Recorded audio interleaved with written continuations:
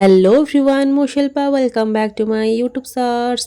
तो संध्या समय आम टे पलि आसलु नई पठा छुट्टी दिन हेले मैंने आम टे नई आड़े पलि आसु बसवा टे एते बढ़िया लगे से एते पीस लगे बहुत सारा ये पिला माने भी खेलती बहुत सारा लोक मैंने आसुँचे रिसेंटली।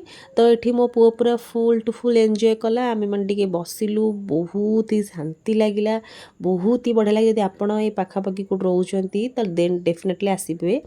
ताप से दिन बाबा माँ आनिवर्सरी थिला से आम सब बाहरी जाइलु डिनर पाई।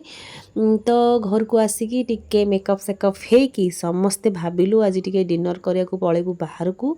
एक्चुअली आम टिके न्यू रेस्टोरेंट टिके ट्राए करिया को चाहूलु से नाटा मुझे भूली जाइए रेस्टोरेंटर ना मुझे भूली जाइए बट यहाँ से आमर नीलाद्रि विहार पाखापाखि एठिक आम के जाइन तो आम भाविलु ये ट्राए करूँ एंड ट्रस्ट मी गाइज एते बढ़िया लगुला खाया पूरा डेलीशियस पूरा टेस्टी थिला आउ एम्बियंस भी बहुत ही बढ़िया थिला। तो आम समस्ते ये बसिकी फैमिली बहुत दिन पर बाबा माँ एनिवर्सरी टे बसिकी एंजॉय कलु खाଇବା पीवा टे कलु आ मो पुअर तो चिकेन फेवरेट से चिकेन को बहुत बढ़िया भाव एंजॉय करुला।